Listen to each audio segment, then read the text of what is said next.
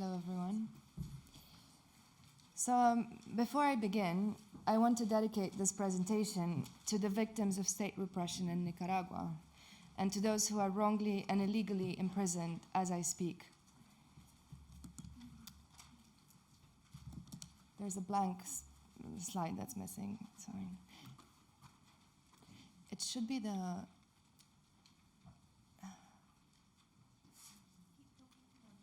Yeah, I think it's the wrong presentation. Yeah.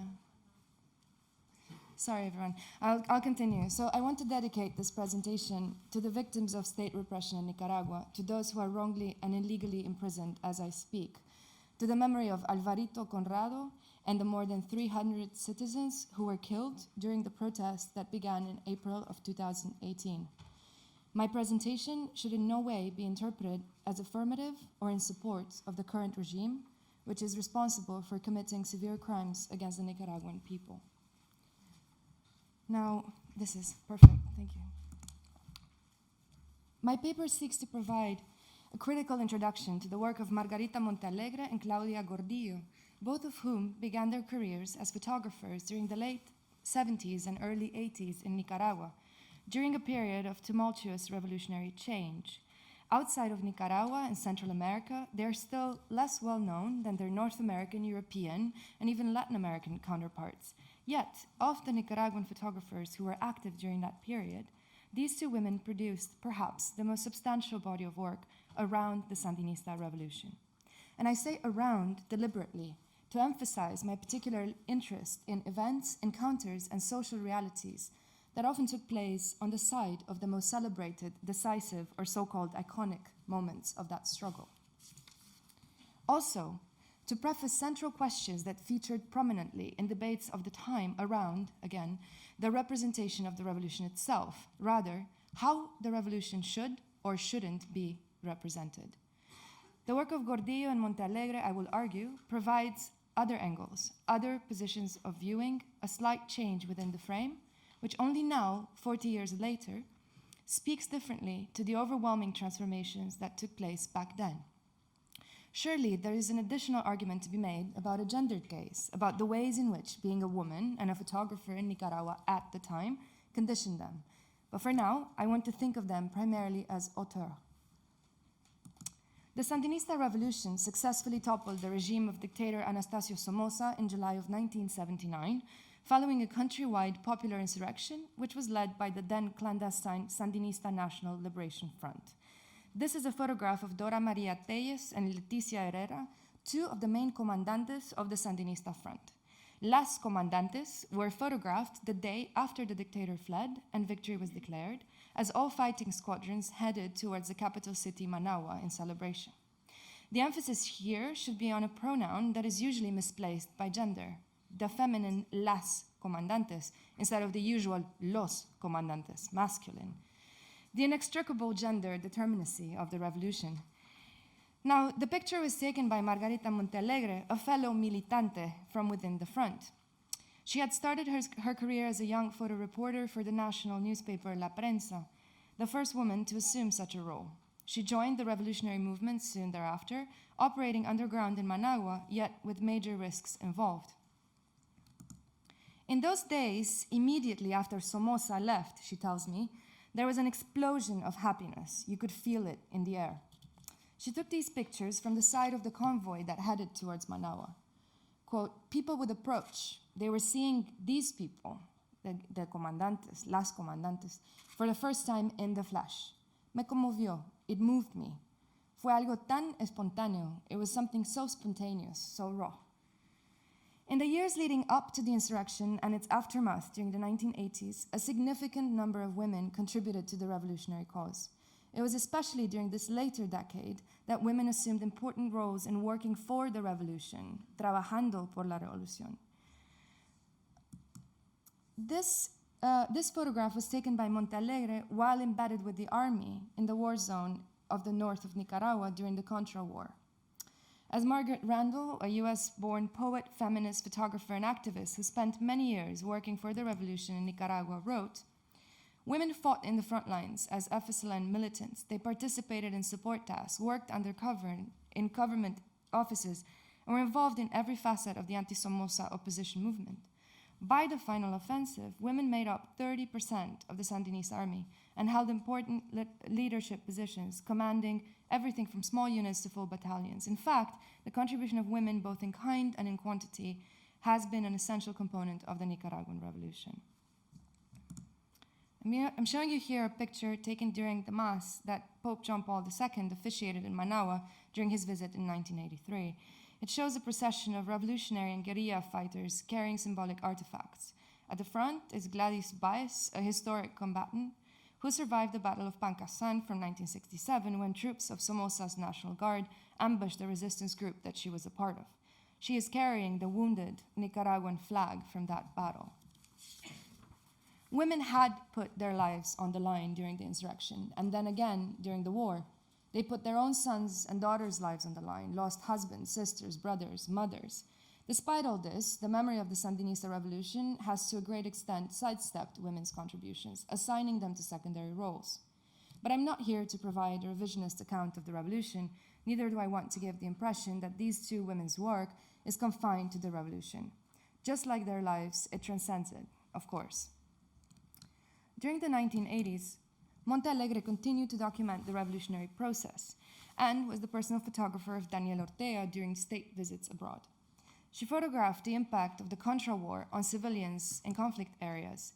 While embedded with the Nicaraguan army, the war was a highly mediatized war due to US interventionist politics at the time.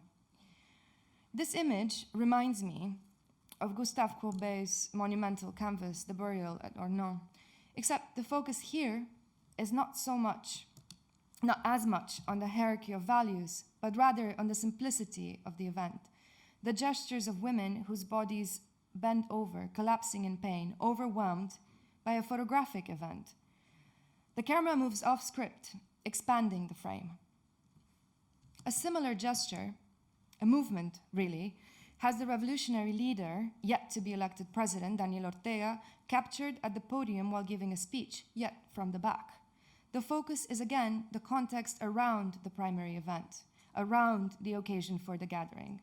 I read this picture through its future projection as a premonition, if you'd like, of the increasing disconnect of the revolutionary leadership from the people who, at least from that elevated perspective, are turned into a mass.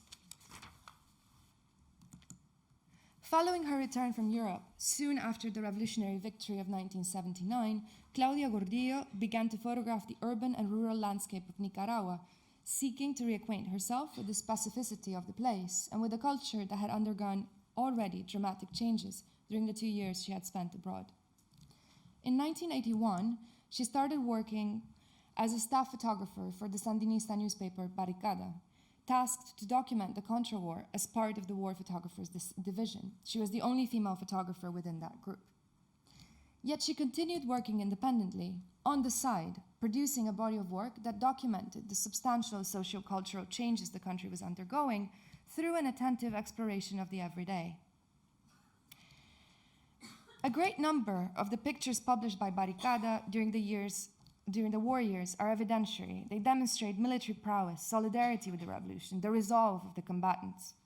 The division also covered civilian life, yet often delivered images that complemented the political views that the paper sought to convey.